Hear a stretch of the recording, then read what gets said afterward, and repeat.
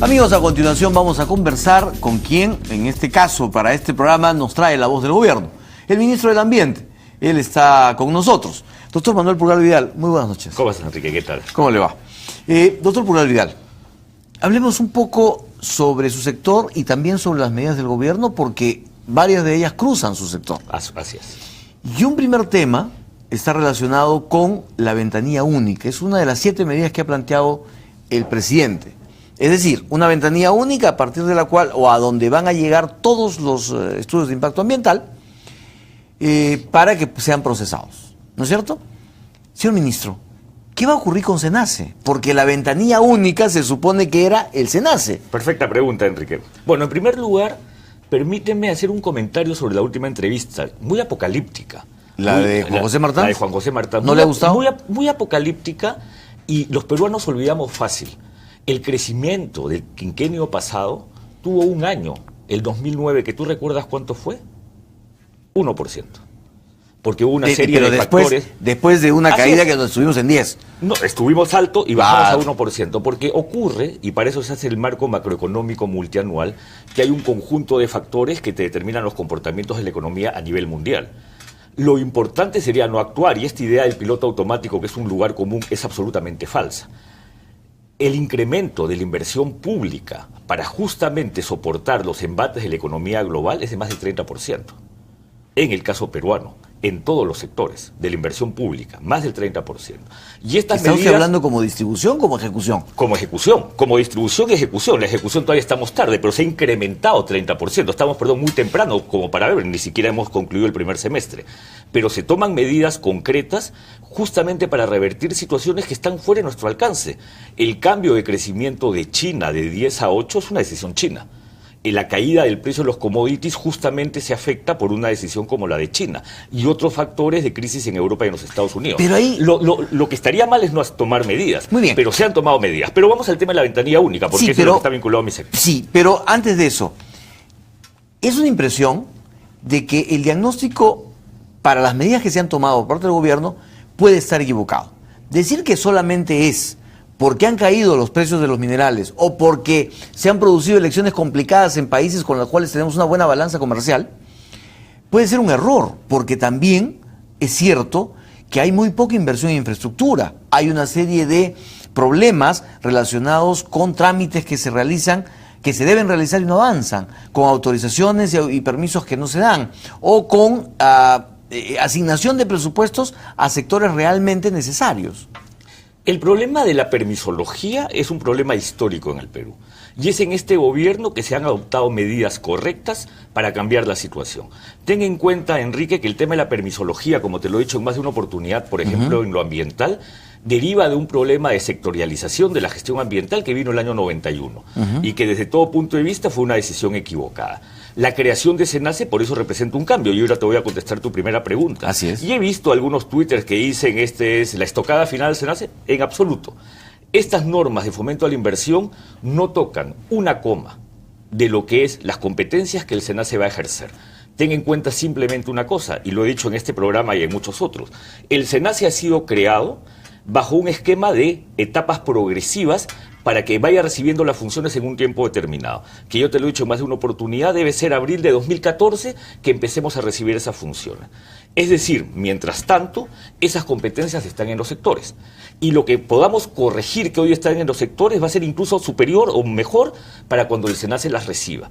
Entonces, esta idea de vamos a trabajar simplificando procedimientos, sin relajar las exigencias ambientales, porque acá me vas a permitir hacer un comentario, es positivo incluso para el SENACE. Y el SENACE va a funcionar, y el SENACE va a ser la ventanilla única para los estudios de impacto ambiental detallados, tal como se había señalado desde el inicio, sin que esto signifique una sola coma. Entonces, ¿por qué el presidente anuncia algo que ya se había creado? No, es que el SENACE como ventanilla única a partir de abril de 2014, pero hoy día en los sectores hay que simplificar los procedimientos, sin relajar, Enrique, las reglas ambientales. Entonces, esta decisión del presidente es para los trámites que hoy día se tienen que seguir presentando. O sea, es una solución temporal, hasta que SENACE entre... Es una solución definitiva hoy día con los sectores y mañana con SENACE, pero es una solución definitiva. Pero permíteme decir este comentario, Enrique. Nosotros tuvimos en el gobierno pasado decretos de urgencia que fueron declarados inconstitucionales porque intentaron promover la inversión relajando las regulaciones ambientales. Es decir, eliminando procedimientos, como por ejemplo para el tema de energía, y el Tribunal Constitucional las declaró inconstitucionales. En este gobierno estamos convencidos, absolutamente convencidos, que las reglas ambientales siguen ahí, son exigibles, se tienen que cumplir en plazos razonables. Y si tú has leído los decretos supremos, estos decretos supremos no significan ninguna alteración de una exigencia ambiental, simplemente hacer que los plazos que están contenidos en las leyes se cumplan. Porque definitivamente hay que reconocer, a veces hay funcionarios que toman más tiempo que el que tienen considerado en la ley. En consecuencia hay que dictar reglas para hacer que esos funcionarios cumplan con los plazos de la ley. De eso se tratan estas exigencias ambientales y yo te lo digo sin ninguna duda, además no lo permitiría. No le han cambiado una coma a lo que son las competencias que el SENACE ejercerá una vez que haya construido su capacidad, que repito, espero que en abril de 2014 empecemos a ejercer esa función. Para muchos, señor ministro, el problema no es la ventanilla única. Crear una ventanilla para que lleguen ahí todos los expedientes no es problema. El problema justamente está en cómo va a ser detrás de la ventanilla todo el manejo que permita que los estudios de impacto ambiental puedan tramitarse a tiempo. Detrás de la ventanilla única, no, la ventanilla única es la solución. La ventanilla única, ¿qué significa? Que el administrado debe llegar a un solo lugar, lo que no significa que no deban intervenir otras autoridades. Para eso, ¿qué utilizas? Para que la ventanilla única como concepto funcione. Uno, plazos adecuados. Segundo, mecanismos para que esos plazos sean exigibles. Tercero, evitar que ocurra lo que a veces lamentablemente ocurre en muchas dependencias públicas, la repetición y continua de observaciones. O sea, te observo una vez, cuando me subsanan las observaciones, te observo otras cosas, me subsanas... No, hay que evitar que estas cosas ocurran. Los funcionarios tienen que leer los documentos adecuadamente para plantear las observaciones y luego trabajar con el administrado sobre esas observaciones. Estos tres elementos están contenidos en ese decreto supremo y son cosas que se van a dar detrás de la ventanilla. Son mecanismos de coordinación del Estado. Recuerda, por otro lado, que uno de los decretos supremos declara de interés la promoción de las inversiones y hay un equipo que lo que va a hacer es seguimiento continuo a las inversiones más importantes del país. Y a mí eso me parece correcto. Es casi como una defensoría del inversionista. Perfecto. A mí me parece bien que los inversionistas que tienen plazos que no se han cumplido, aun cuando están contenidos en la ley, tengan un lugar donde decir, señor, esto está alargándose innecesariamente. Hablemos de eso. Eso significa el entierro de Proinversión. Proinversión no debería ser ese equipo de seguimiento y de facilitación a los inversionistas. Y lo va a hacer, pero tenga en cuenta que cuando se crea Proinversión y por mucho tiempo, aun cuando se llame Proinversión, lamentablemente Proinversión quedó siempre limitado a ser el que promoviese nuevas concesiones y no en convertirse en el ente dinamizador de la inversión. Ni una cosa ni la otra. Ni una cosa ni la otra. Con estas reglas, pero en todo caso, en competencias estaba muy limitado a lo que es promoción de concesiones. Con estas reglas y con estos cambios, lo que se pretende es que Proinversión sea un real promotor de las inversiones. Estamos, Enrique, y te lo digo con absoluta seguridad, promoviendo con amplia concertación, incluido el Ministerio del Ambiente, reglas para que haya una verdadera promoción de las inversiones en el Perú. Bien. El problema con ese equipo promotor de las inversiones no es la denominación, sino las personas. Correcto. Y eso es lo más complicado, encontrar las personas que se dediquen precisamente a ese tipo de trabajo bien hecho. ¿Hasta ahora lo han encontrado? Siempre todos los funcionarios públicos están sometidos a evaluación. Y en el caso de Proinversión tienen un consejo directivo conformado por ministros, no es mi caso, yo no estoy en Proinversión, y ellos van tomando decisiones en función a las evaluaciones de las personas. Ninguna persona tiene el cargo asegurado, sino que está asegurado fruto de su rendimiento. Un buen rendimiento significará que esta persona se quedará porque realmente está cumpliendo una función. ¿Y usted puede decirnos que el gobierno tiene una buena cantera de funcionarios para cubrir estas medidas del gobierno? Yo creo que sí, pero siempre podemos seguir mirando y siempre podemos seguir reclutando nuevas personas y siempre podemos mirar la manera de seguir promocionando gente que hoy día esté en un nivel más bajo e ir subiéndolo. Siempre estamos mirando, Enrique, la manera como desde el funcionario público se cumplen adecuadamente las funciones. Porque yo recuerdo, sentado en esta misma silla, el ex primer ministro Oscar Valdés nos decía, ese es el problema del Estado, no tenemos una cantera de buenos funcionarios amplia como para poder escoger. Bueno, ahora viene la ley del servicio civil. civil. La ley del servicio civil debiera corregir algunos elementos. La ley del servicio civil debiera corregir un problema que existe en el Estado, fruto de un desorden histórico que hace que la gente dice: yo soy 728, yo soy 276, yo soy CAS, yo soy servicio. Nadie sabe exactamente qué beneficios tiene. El personal está más preocupado por su forma de contratación y sus renovaciones de contrato que por cumplir su función, porque lamentablemente así ha venido organizándose el Estado. La ley del servicio civil pretende corregir eso y es una ley fundamental. Incluso también, y eso no hay ningún temor en decirlo, los niveles salariales son, competitivamente hablando, en muchos casos demasiado limitados, porque alguien decidió que tenía que ponerles un tope que hace que funcionarios de alta competencia que requieren un buen pago no puedan acceder porque simplemente alguien dijo que ese debía ser el límite. Lamentablemente esas cosas... Ese fue Alan García. Bueno, políticas de gobierno en algún momento y le puso límites. La ley del servicio civil debiera corregir esa situación porque esa sí es una medida populista.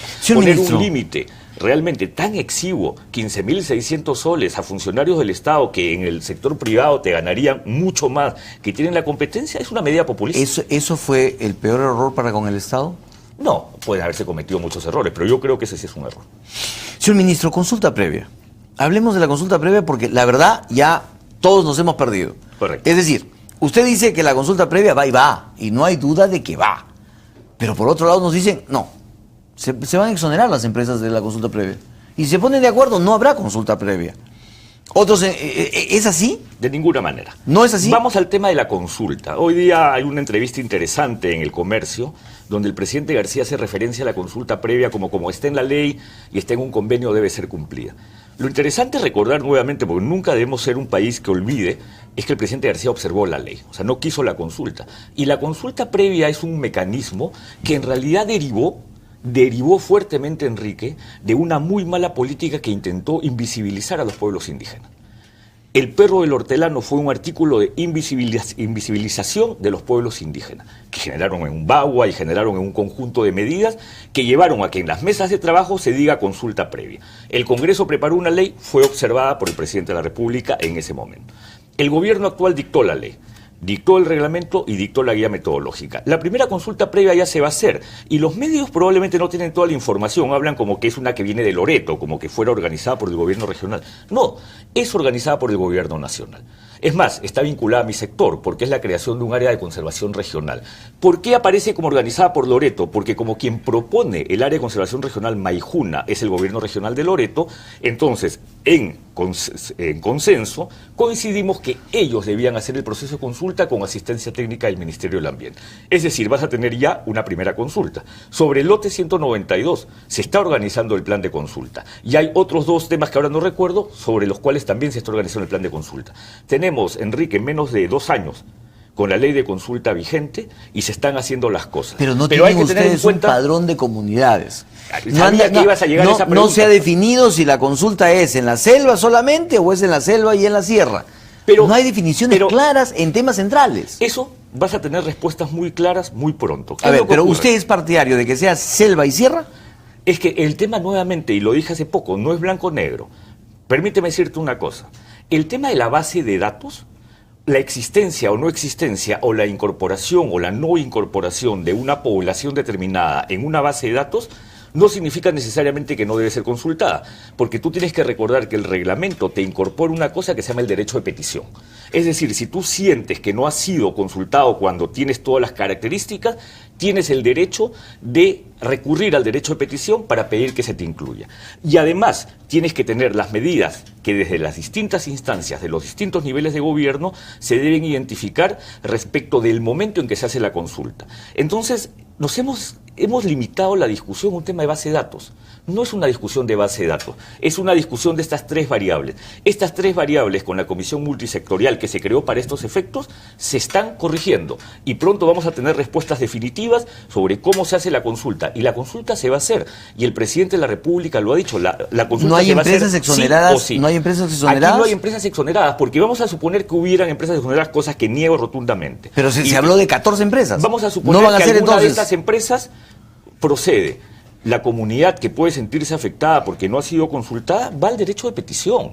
Entonces ten en cuenta, Enrique, que las limitaciones o las supuestas limitaciones que tú puedes establecer por la existencia o no de una base de datos no son tales. Son un conjunto de elementos que yo recomiendo dar una lectura muy concentrada y muy dedicada a la ley, el reglamento y la guía metodológica para que se entienda cómo funciona este Pero, mecanismo. ministro, se habló de dos soluciones. Una primera es que, dijo el ministro de Cultura, que venga a mi oficina y yo le digo a las empresas si les toca o no les toca hacer consulta previa. La segunda es que las empresas se pongan de acuerdo con las comunidades y firmen un documento a partir del cual se dice que no afectan los derechos, por tanto no hay consulta previa. ¿Es así? No.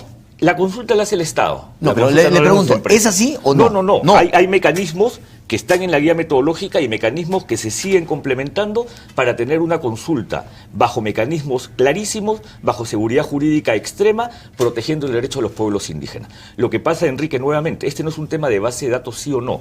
Tenemos que terminar de escribir los mecanismos que faltan para hacer que la consulta opere. Pero ya tenemos 2 consultas listas. Pero de una pronto, que va a salir. De pronto, Cultura, Energía y Minas y Ambiente deberían encerrarse y resolver este tema. Más o menos estamos en ese momento. Porque Cultura dice, Peirano dice, que vengan a mí, yo les digo.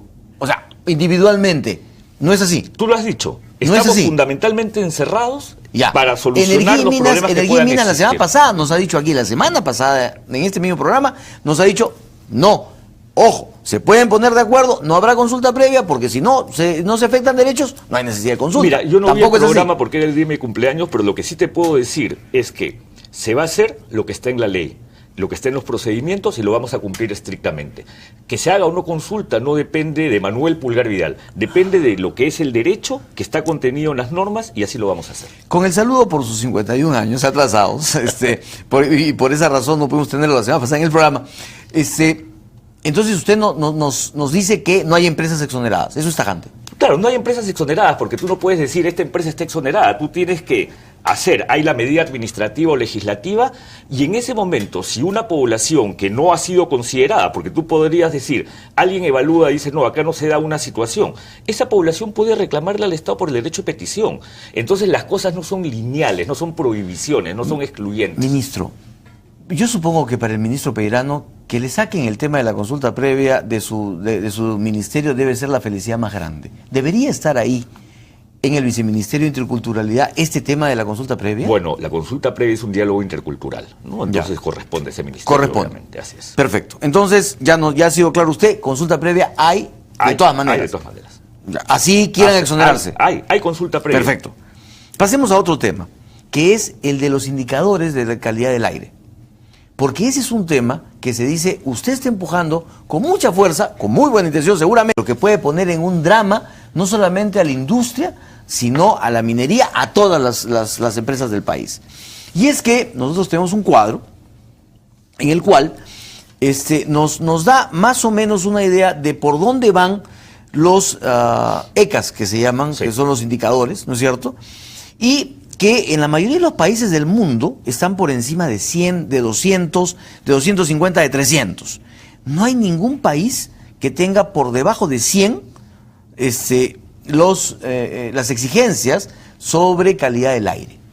Y usted quiere llevarlo a 80, a 20 y a 0. Esa es una pregunta interesante. Partamos de algo. En tu cuadro, que lo deberías mostrar a la cámara. Sí, sería interesante. Tu último estándar. Ojalá aquí, pudiéramos... no sé si debo señalarlo. Sí, por favor. El último aquí muestra 20.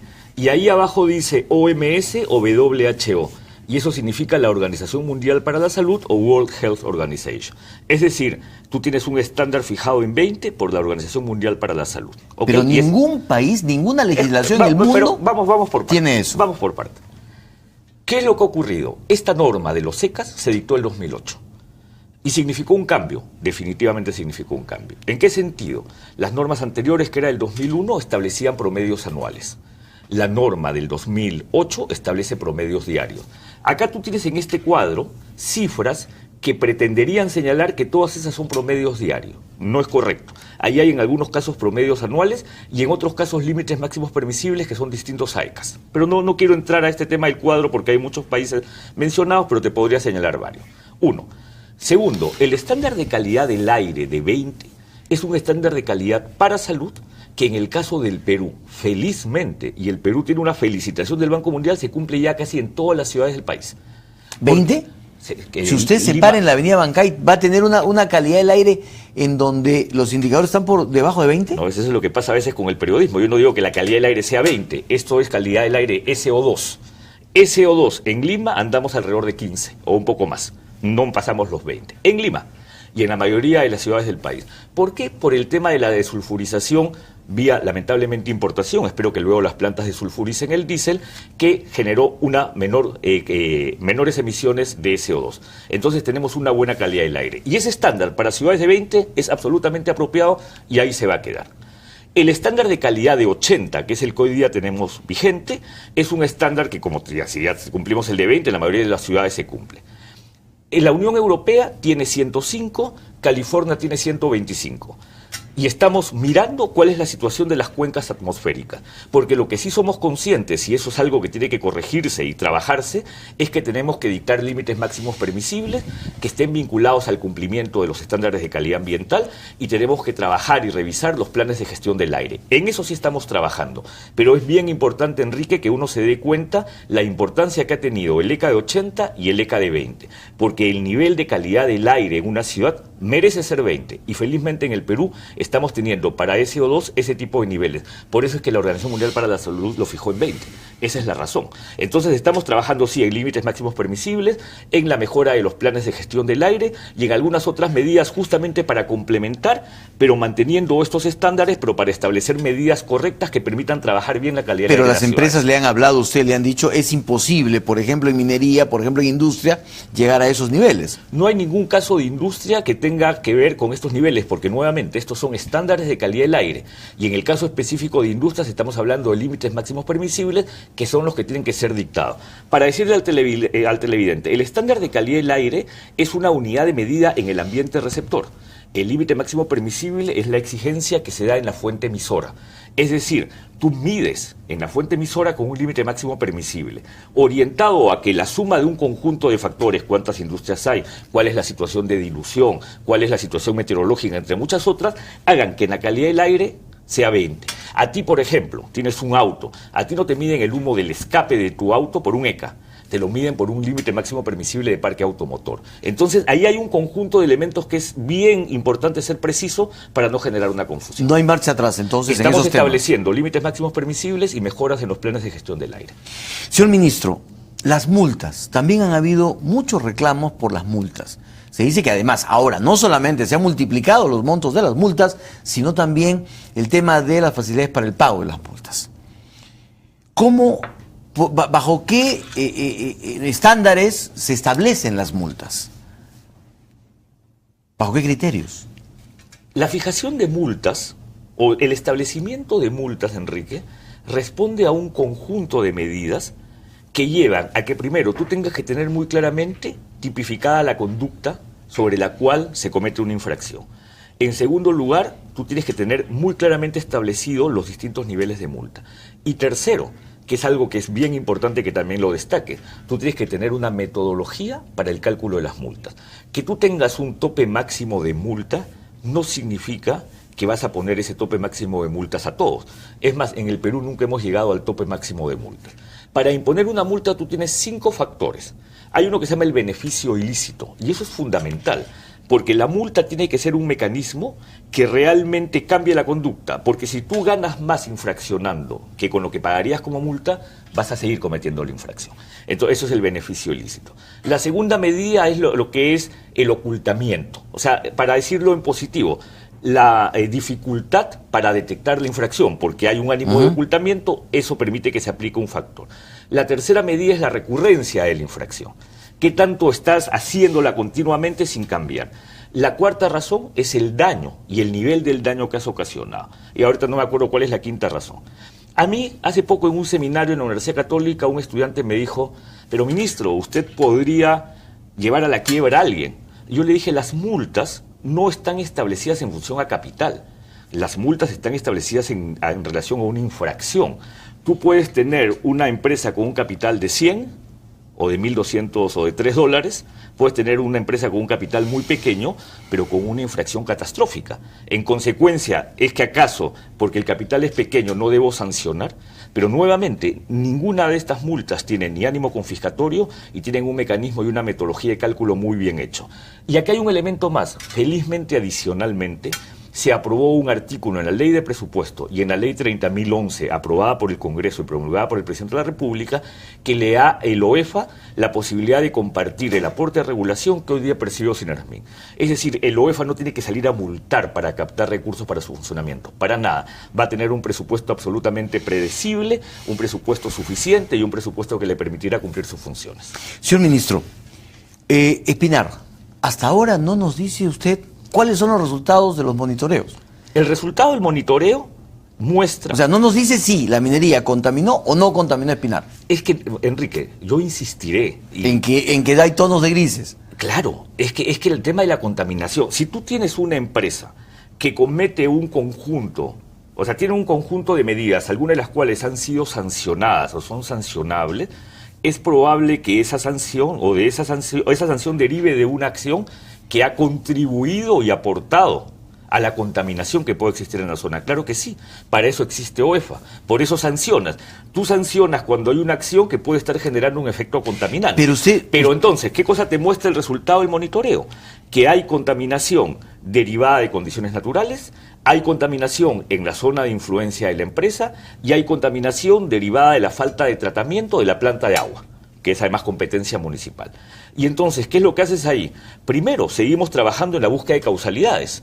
Y segundo, estamos trabajando en un plan de gestión ambiental. Pero, Enrique, este monitoreo es el monitoreo más serio que se ha hecho en el Perú y que ha generado confianza en la población. Pero son meses de meses...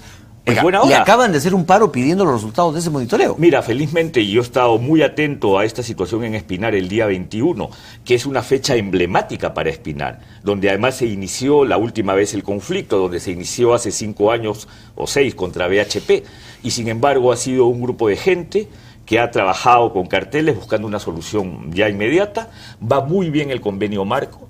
En el convenio marco estamos hablando que la empresa ha hecho un ofrecimiento que yo creo, y aprovecho las cámaras para decirle a la población de Espinar, están en el mejor momento para aceptar un buen acuerdo. Porque ya tienes el monitoreo, vas a tener un buen plan de gestión, tienes un plan de inversiones y tienes una oferta de la empresa que es casi, o es superior en términos de dinero y por la cantidad de tiempo, 18 años, que el acuerdo de Quellaveco. Y estamos hablando de dinero que iría, en algún caso, directamente para la provincia a través de un mecanismo donde la empresa no participa, el dinero obviamente en un fideicomiso, y la otra parte para la zona de influencia del proyecto, en donde sí participa la empresa. Y estamos hablando de que ha habido un ofrecimiento en firme de 45 millones de soles anuales, fuera de todo lo que significa pagos de impuestos, dineros de canon, 45 millones de soles anuales. En su mejor momento, Espinar recibió 27 millones bajo el convenio marco pasado. Hoy día estamos hablando de 45 y yo creo, Enrique, que estamos en un momento en que podemos cerrar con un muy buen acuerdo, con mucha paz social y servir de modelo para enfrentar en el futuro cualquier otro conflicto social, porque lo que nos ha mostrado Espinar es que la información es fundamental. ¿Cuándo estará definitivamente el resultado del monitoreo? Yo espero que todo esto esté en la primera quincena de junio. Yo espero que todo cierre en la primera quincena de junio. Y ahí ya hay conclusiones definitivas. Conclusiones definitivas, así porque si no, también muchos inversionistas pueden decir, ahí está la prueba de cómo las cosas se alargan y la incertidumbre queda. Pero en este caso, Enrique, ahí yo tampoco estoy tan de acuerdo. Porque dime, ¿Antapacay está detenido? Antapacay está trabajando. O sea, este es un caso de un diálogo en donde, bueno, Tintaya está en cierre. Tintaya ya no está operando porque está en cierre. Pero Antapacay está trabajando. O sea, nada se ha limitado. Y estamos en un mecanismo donde estamos dialogando, estamos permanentemente en contacto, permanentemente viajando. Y más bien es un ejemplo de que las cosas se pueden hacer bien. Nosotros hemos recibido un país con mucha conflictividad y hemos trabajado sobre el camino a mejorar las condiciones para generar diálogo. Lo mismo está ocurriendo en el Pastaza. Nunca nadie desde un gobierno le había dicho a la gente, ¿saben qué, señores? Hay problemas, claro que hay problemas, vamos a trabajar juntos para solucionarlo. Eso es un cambio de modelo, eso es un cambio de gestión. ¿Quién lo había hecho así? ¿Quién había trabajado alguna vez diciendo, señores, voy a mandar a 8 entidades del Estado a hacer un monitoreo en los puntos que ustedes quieran? Ellos identificaron 440 puntos, les hicimos, no sé, como 15.000 pruebas analíticas y hemos vuelto y les hemos dicho, señores, hay problemas y vamos a trabajar juntos para solucionarlo. ¿Es una apuesta arriesgada? Claro que es arriesgada. Es una apuesta arriesgada, pero creemos que es necesaria. De eso trata el gobierno. Por eso es que tú ves en las encuestas que el primer punto y lo que la gente más reconoce es la inclusión. Porque finalmente tú puedes tener mucha promoción a las inversiones, como que en las que yo creo firmemente, y también mucha inclusión. Inclusión también significa decirle a la gente, vamos a trabajar para solucionar los problemas que ustedes tienen. Muy bien, señor ministro. ¿Usted también considera que fue un error pretender comprar Repsol? Es que ahí yo creo que esto de muestra de interés, yo creo que ahí hay una confusión. Ministro, ¿usted no se interesa en un carro si no lo va a comprar o si no quisiera comprarlo? Hay una diferencia. Tú sabes que en la compra de empresas, que además Miguel Santillana siempre decía, ahí tiene que haber una OPA y una serie de otros elementos por la manera como se manejan este tipo de operaciones, y es cierto. Pero cuando tú haces una expresión de interés, es para que te abran los libros para saber cuál es la situación de la empresa. Una expresión de interés no significa decir, voy a comprar de todas maneras. Pero es una voluntad de querer comprar. No es una voluntad. Una expresión de interés. ¿Usted lo hubiera comprado? Una expresión de interés. ¿Usted lo hubiera comprado? Bueno, no es mi negocio. O sea, yo no sé. No, yo pues, finalmente estaba habría hablando que verlo. figuradamente. No, es que yo creo que una expresión de interés. ¿Usted hubiera estado de acuerdo con su compra?